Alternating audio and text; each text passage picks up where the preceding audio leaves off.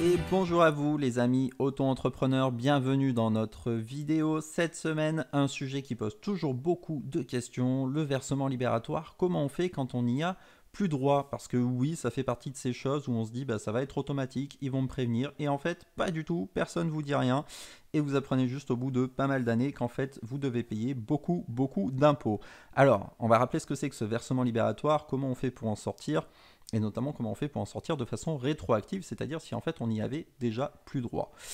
Le versement libératoire, pour rappel, c'est une façon de payer son impôt sur le revenu. En gros, quand on est auto-entrepreneur, alors si on est salarié, il n'y a pas de question, c'est prélèvement à la source directement sur son salaire.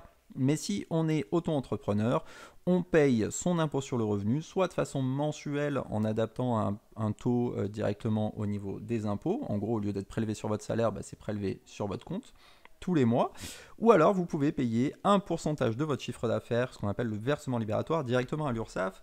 Ce qui est hyper intéressant avec cet impôt, c'est que ce n'est pas un impôt progressif, c'est un pourcentage fixe. Donc en général ça fait plaisir, mais attention, tout le monde n'y a pas droit. Bon, c'est pas le sujet de cette vidéo, on en a déjà fait plein sur le versement libératoire. Je vous invite à aller les voir si vous avez des questions sur le sujet.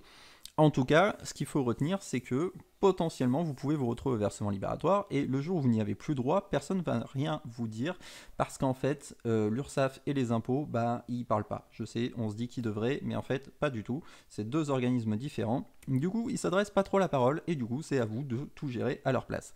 Donc très concrètement, comment vous faites quand vous avez besoin de sortir du versement libératoire? Bah, vous allez dans votre messagerie URSSAF, vous envoyez un mail aux impôts et vous dites « Bonjour, je voudrais sortir de l'option, je voudrais dénoncer l'option versement libératoire pour l'année prochaine, puisqu'en fait, il faut savoir que vous devez envoyer le mail avant septembre pour sortir avant N+1. Donc là, par exemple, on est en 2023, il faut envoyer votre mail avant septembre 2023 pour une sortie en janvier 2024. Du coup, vous allez me dire, oui, mais moi, si j'avais plus droit déjà en 2023 ou même en 2022, comment je fais?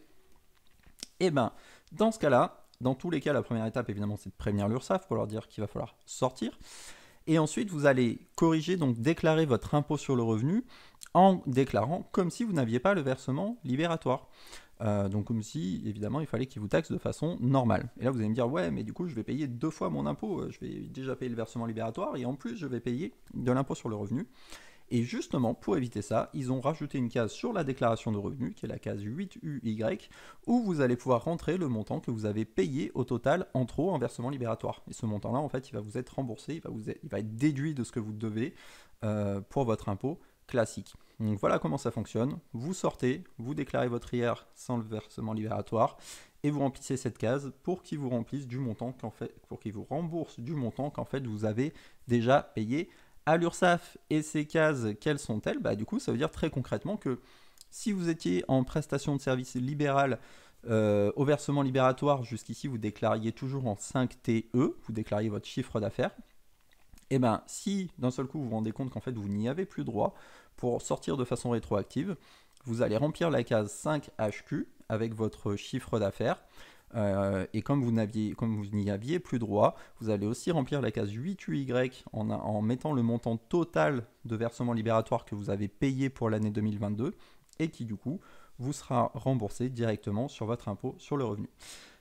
Donc oui, concrètement, en fait, vous faites le boulot de communication entre l'URSSAF et les impôts pour qu'ils sachent qu'en fait vous avez déjà payé des sous à l'URSSAF et que donc ce serait bien de vous les rembourser de l'autre côté. Ça peut sembler tordu tout ça, mais ça marche, on l'a fait et refait de nombreuses fois avec Super Indep et donc ça fonctionne tout à fait. Si jamais vous avez un doute par rapport au versement libératoire, si vous êtes éligible ou pas, bah, n'hésitez pas à vous inscrire chez nous, ça fait partie des sujets sur lesquels on peut bien sûr vous accompagner.